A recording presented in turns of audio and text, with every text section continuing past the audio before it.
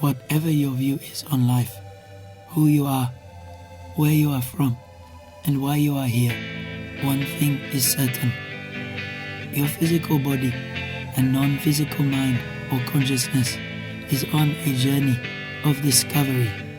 We must never stop investigating, never stop experimenting, never stop questioning.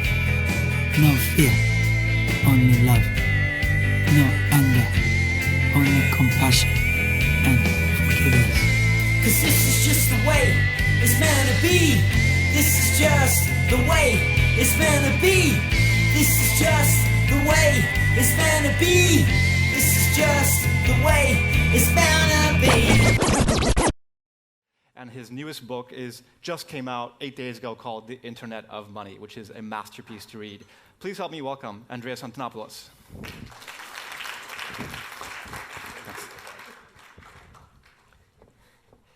Good morning, everyone. Let's start with a quick poll here. How many of you have used a digital currency like Bitcoin at least once? And how many of you own Bitcoin at this moment, or any other digital currency?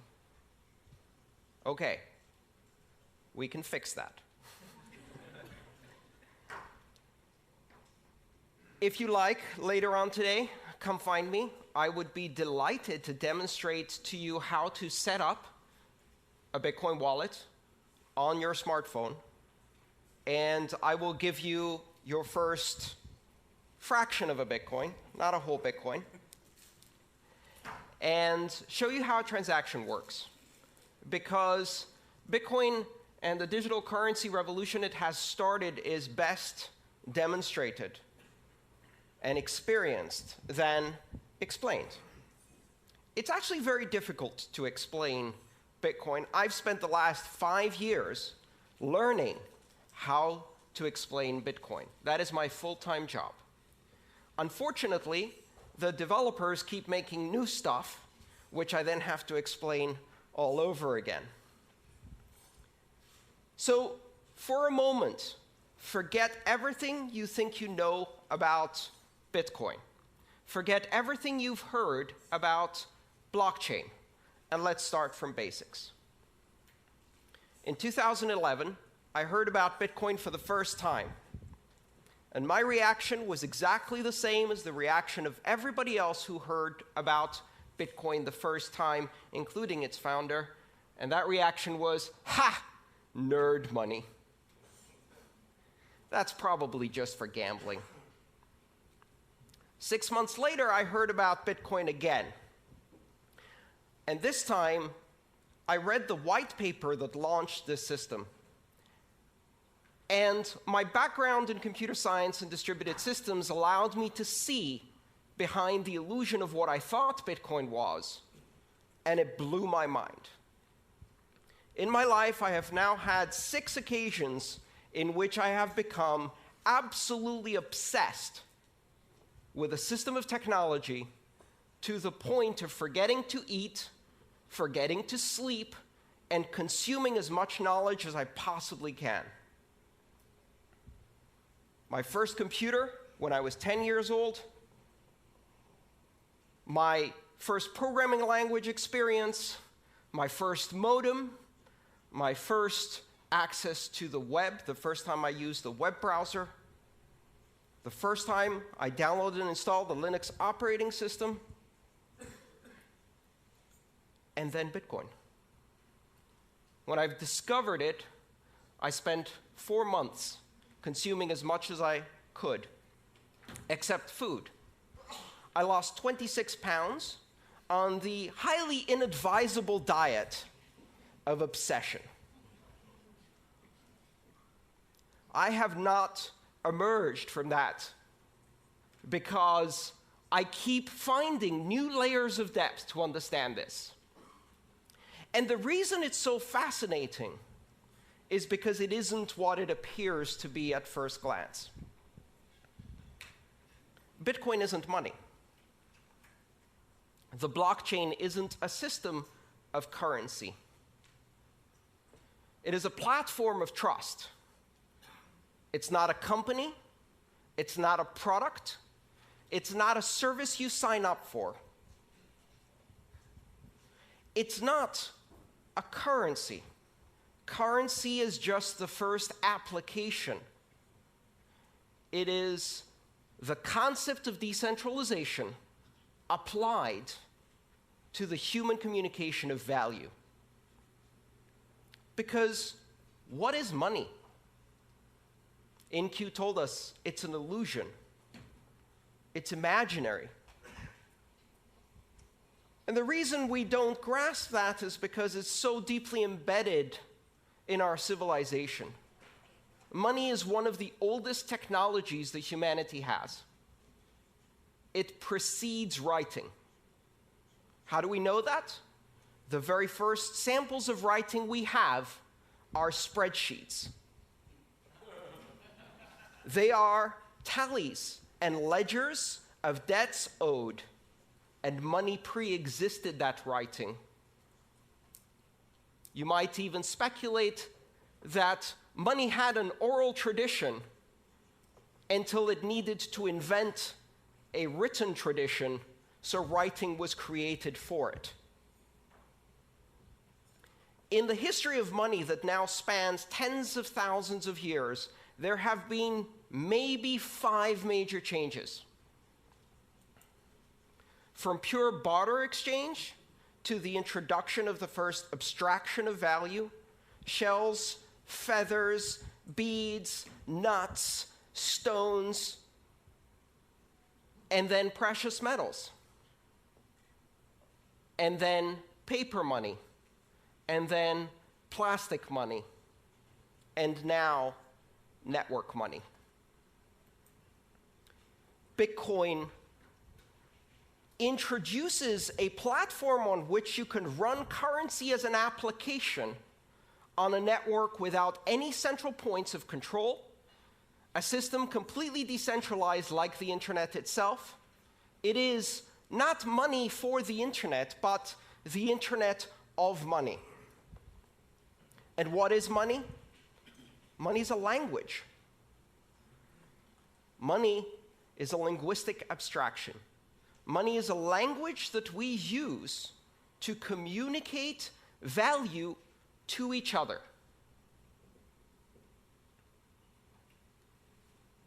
Money simply allows us to express value, and that value may have economic consequences, but it also has other consequences. We use money to express and create social bonds and relationships and associations and to create organization. Bitcoin is the first system of money that is not controlled by any entity, that is completely decentralized. And what that does is it introduces the very same things that the internet brought to communication. If money is speech, if money is a language, and you disconnect it from all other media, and you make it pure speech, pure content, an internet content type, a protocol designation, money over IP, it completely separates it from all of these previous notions of nations, sovereign issuers, institutions that control. And so we go from institution-based money to network-based money. And of course, everyone will welcome this with open arms. Not a chance. What do you think they said the first time someone was presented with a gold depository certificate instead of a gold coin? They said, "That's not money. Go away." What do you think happened in 1950, the first time someone showed up at a motel and presented their Diners Club membership card and said, "I'll pay with this piece of paper"? That's not money. Go away. And now we're on the verge of a new transformation of money. We're on the verge of creating the first completely global, completely borderless, completely decentralized, and completely open form of money. One where you can build applications because this money is programmable. And you don't need to ask anyone's permission to launch an application any more than you need to ask permission to launch an application on the internet. And the only requirement to have a successful application on the Internet of Money is 2 interested participants. That is your market segment, and you have an application. And 1 million applications will flourish. When you push innovation to the edges of the network, when you remove the requirement for permission, what happens? Exponential explosion in innovation. The applications that could not be built on the old systems of money because they required permission, because they required a significantly large market segment, because they required adoption by many in order to be available at all. Now, none of those requirements exist. Anyone in the world can download an application or use even a feature phone with text messaging and immediately acquire the same powers that institutions of banking have today. And when I say anyone, that's only scratching the surface. Because, ironically enough, not only does Bitcoin and blockchain currency not recognize borders, it also does not recognize people. It doesn't matter if you're a person or a refrigerator or a self-driving car. Throughout the history of money, ownership of currency required personhood, either as an individual or as an association of individuals in a corporation. Bitcoin can be owned by machines. Bitcoin can be owned by software agents. Machines can pay each other. And that is not just about economic activity. It's the basis for market-based security systems. It's the basis for creating bonds of authentication between devices. It's the basis of new applications that have never been done before.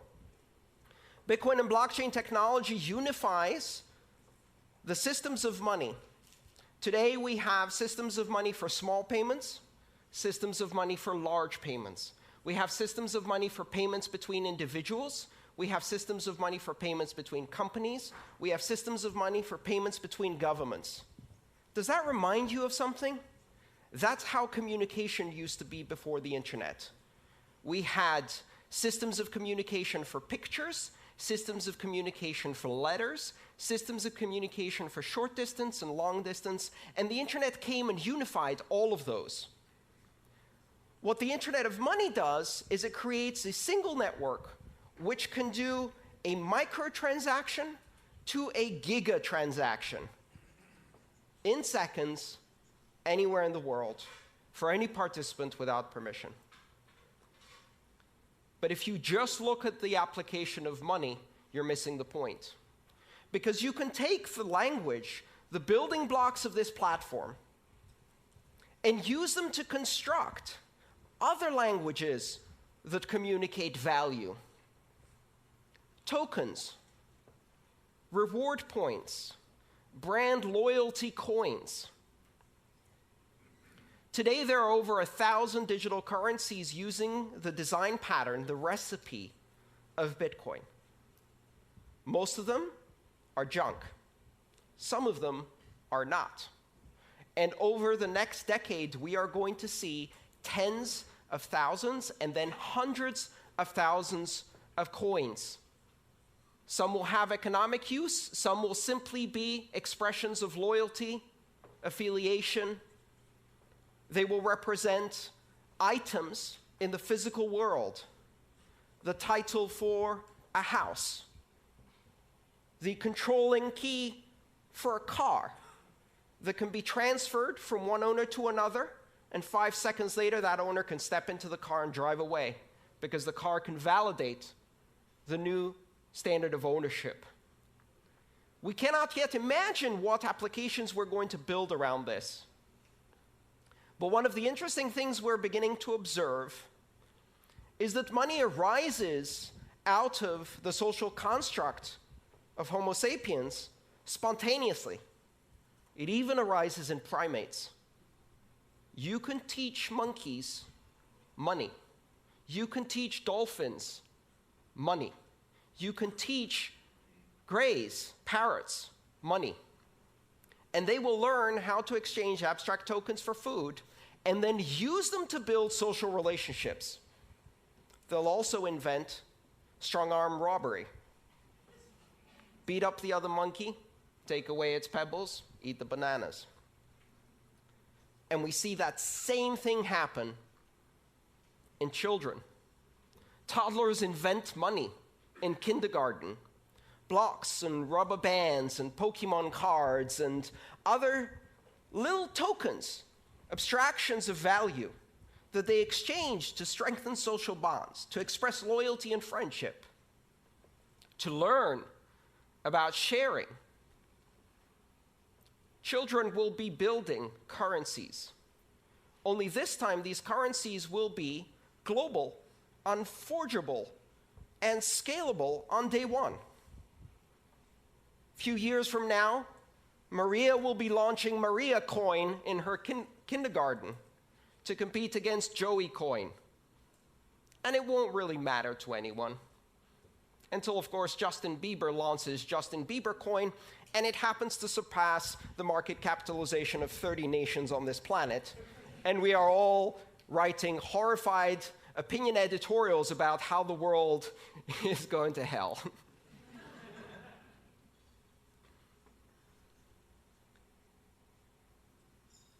What's happening with this technology is astonishingly deep.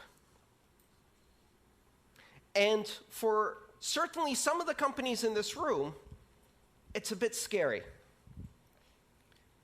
Banking has never been the most innovative sector in the world because there is a very careful balance between innovation and the conservative fiduciary duty that exists in banking, that must exist when you control other people's money.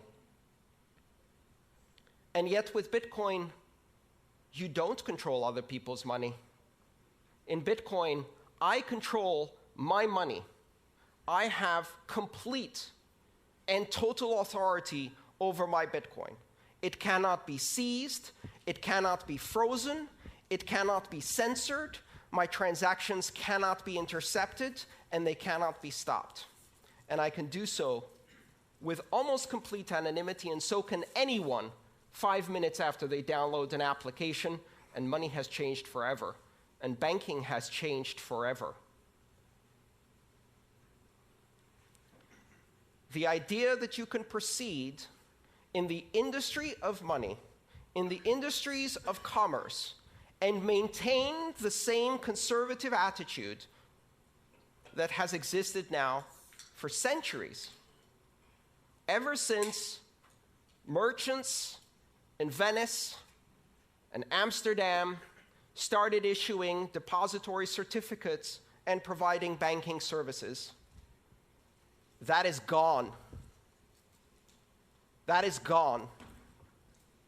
You cannot operate closed systems that have borders and require permission to join at a rate of innovation that is controlled by the most conservative tendencies within your organization, because now you are competing with a technology that enables exponential growth, exponential innovation at the edges without permission by anyone in the world. And it's not about anyone in this room. Why? We represent the privileged elite. I can go onto a brokerage account, open it up online, and be trading on the Tokyo stock market within 12 hours in yen. That is the privilege that I have. 1.5 billion people have that privilege. 6 billion people can operate mainly in one currency and perhaps have some basic banking services. 4 billion people are significantly underbanked, and an astonishing 2.5 billion people are completely unbanked. They will leapfrog. They will never have a relationship with a bank.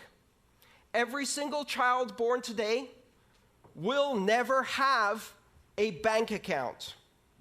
They will have a bank app. A bank app that doesn't give them an account, a bank app that makes them a banker, an international banker in an app. They will not be permitted to open a bank account until they're 16 years old. By that time, I hope they will have at least 6 or more years of experience with digital currencies. And I would like to watch them walk into a bank branch to have someone explain to them what 3 to 5 business days means. It is highly likely that children born today will never get a driving license because they'll have self-driving cars, but they will also never use paper money. Because by the time they get to an age where they really start using money, there is no paper money. It will seem as anachronistic as a fax machine or horse and buggy seems to us. Exponential innovation on a global basis, giving access to the other 6 billion. They have enormous need, and this system offers them a solution. It's not ready yet. It's nascent. It's complex. It's impossible to use for most people. In 1989, I sent my first email. In order to do so, I had to compile a version of the Unix mail program using a C compiler and Unix command line skills. I had to set it up on the command line, type out my email, and that email was transmitted across the great internet in an astonishing 3 days. Exactly 20 years later, my mother replicated that experience with a swipe. Bitcoin today and all of the currencies that are built on that recipe are just at the same level that the internet was in 1991. Only now we have the internet. And so the rate of exponential growth has already started. The innovation is growing at an astonishing rate. I spend every single day full-time trying to keep up with Bitcoin. Just one currency, and it's almost impossible. Do not underestimate this. Do not listen to the people who tell you that Bitcoin is just for pornographers, terrorists, drug dealers, and gamblers. Remember that they said the exact same thing about the internet. And when you give it to 2 or 3 billion people, they're not interested in those things. They're interested in sharing cat videos.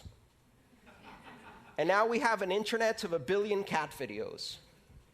When you take digital currency mainstream and give it to the 4 billion people who have been isolated from international finance and commerce, and you give them the opportunity to control their money against despotic governments and corrupt banks that are stealing from them,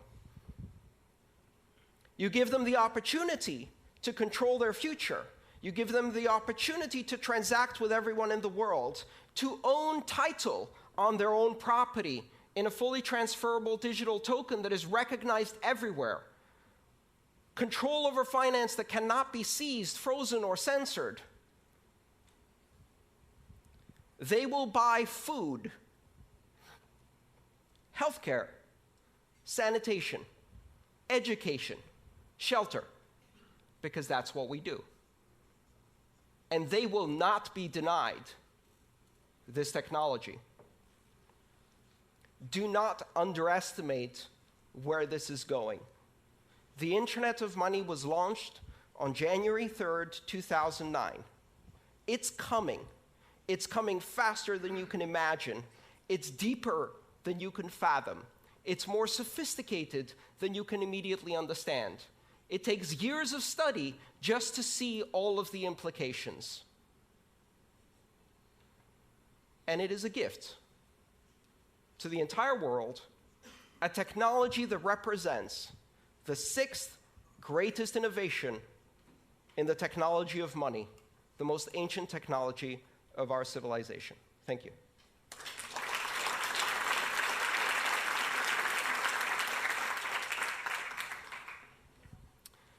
Should we do some questions? We've got plenty of time for questions. Christian.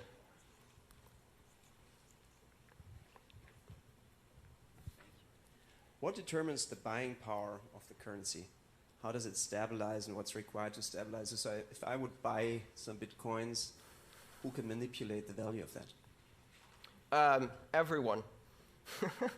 The buying power of Bitcoin is determined in exactly the same way that the buying power of the euro, the British sterling, the Japanese yen, or the US dollar is determined through market forces of supply and demand in international liquid markets that operate around the clock.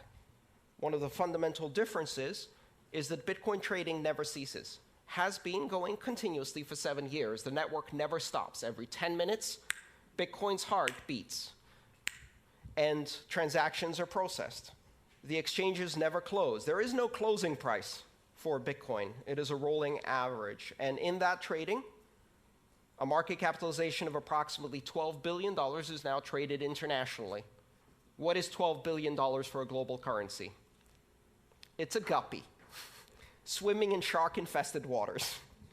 And every trader, every whale goes in there and just kicks that price around. So right now, the experience of living on Bitcoin, which I have been doing full-time for more than 3 years, is a roller coaster. It's an absolute roller coaster. I've seen shifts of 20 or 30% in a day. And yet, if you look at the long-term trend, volume goes up, transactions go up, and volatility keeps dropping. And the beauty of it is, I can't sell that to an American. I can't sell that to a Brit. I don't need to sell it to an Argentinian. I don't need to sell it to a Brazilian. I don't need to sell it to a Venezuelan. I went to a conference and an Argentinian told me, I'm not worried about volatility. Our currency has volatility like this. Bitcoin has volatility like this. I'd rather be going in that direction. And you don't need to tell them why. Their government threw people out of airplanes not more than 35 years ago for disagreeing. They already know why the separation of state and money is a good idea. And so, volatility is relative.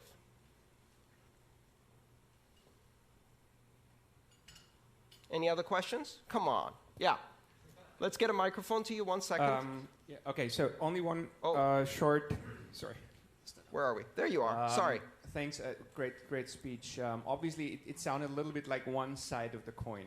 So we also read all these, big hacks, and I don't know, on Bitfinex, I think they stole 40% of the money. I think also this autonomous organization have been hacked, and all these things. Can you just reflect a little bit on the dark side of those aspects that might not win our full trust into this evolution? Absolutely. The steering wheel was not invented until 30 years after the automobile was introduced. Why? Because the first automobiles had 2 leather straps that you pulled left or right to move the car, to steer the car. They used horse reins to steer cars. That's called skeuomorphic design.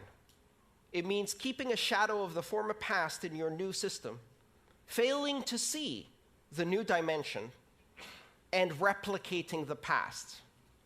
Here's a currency that is not centralized, where your money is your money. Your keys, your money. Not your keys, not your money. So what is the first thing we do with this new system? We build centralized institutions of custodial control that take other people's money and hold it for them. Well, guess what? The entire history of banking, the entire system of regulation and oversight is based on the simple, centuries-old understanding that when somebody else holds your money, chances are they're going to run away with it. And the entire system of regulation is designed to prevent that, and yet it still happens all the time. In hedge funds, in banks, in national currencies, all the time. And so, of course, if you replicate custodial accounts, exchanges that take other people's Bitcoin and concentrate it, it happens again. Even worse, because there are no oversight and regulations in most of these spaces. The answer is really simple. Stop centralizing the decentralized currency. Stop trying to replicate the banking past in the future of money. And the important thing to realize is that security in Bitcoin is an emergent property that exists because of the decentralization of control and power. If I want to hack 1 million customers' Bitcoin and they're holding their keys, I have to hack 1 million customers. If they all give their keys to one person or one organization, then we've got a honeypot. A honeypot that attracts the attention of every hacker on the planet. And notice what's happened. Over 7 years, and with a market capitalization of $12 billion, Bitcoin is the largest cryptographic deployment in the world, the largest public key infrastructure in the world, the largest security honeypot in the world. And it is not secure because it doesn't get attacked. It is secure because it generates immunity by being attacked all the time, 24 hours a day, by the most sophisticated attackers this planet has. And if you, in that environment, set up a centralized custodial exchange using PHP and MySQL, and you park a $150 million honeypot in there, you're inviting the sharks. Bitcoin banks get hacked. Bitcoin exchanges get hacked. Bitcoin has not been hacked and cannot be hacked because there is no point of control that you can apply pressure on. It's completely decentralized. All right, maybe one more question?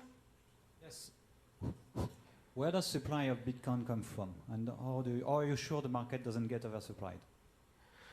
The supply of Bitcoin is determined algorithmically based on a geometrically declining supply function, meaning that in the beginning, every 10 minutes, 50 new Bitcoin are created.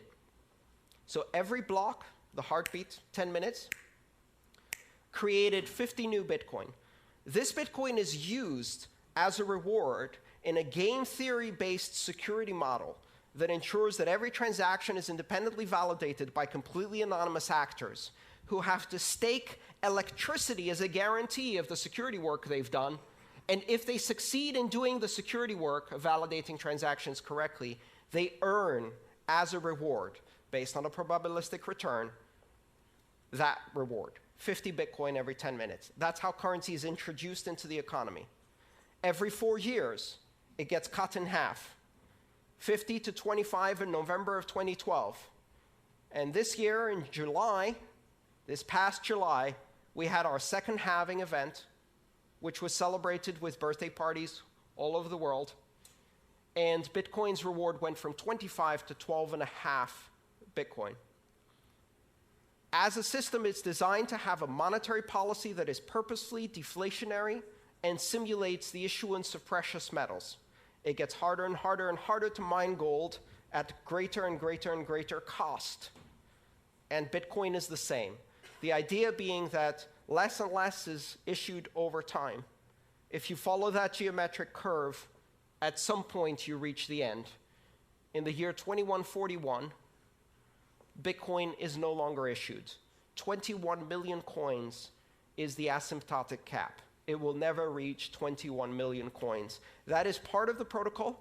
It is an unchangeable part of the protocol, and it is a rule enforced by every system that participates in the Bitcoin network.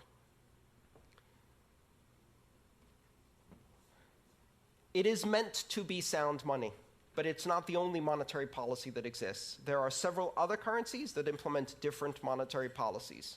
The idea is really for Bitcoin to serve as a very, very solid reserve currency for many other things. Andreas, may I ask you one question? Please.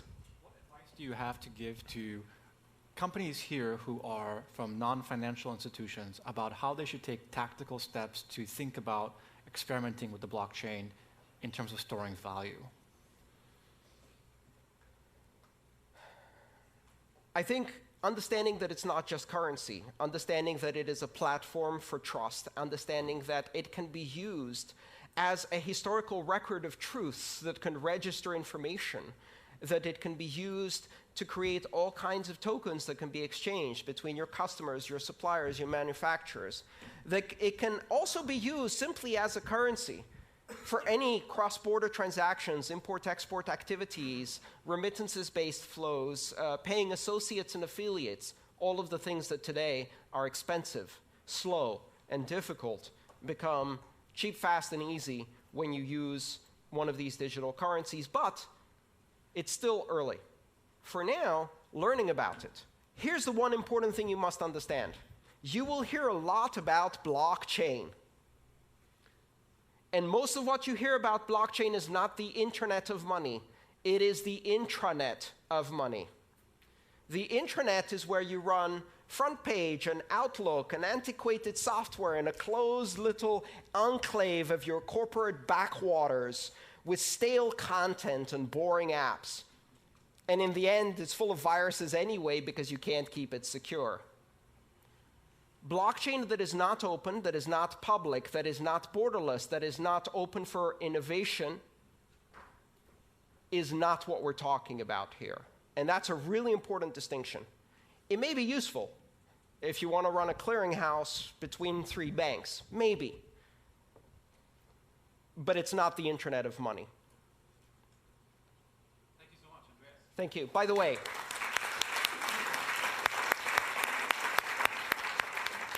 everybody who asked a question gets a free copy of my book. Come and see me in the back there. Thank you so much. Thank you. Thank you for listening to the China Jedi podcast. Set aside your filters of bias. The truth is learned, never told. Do your own research. May the smile be with you.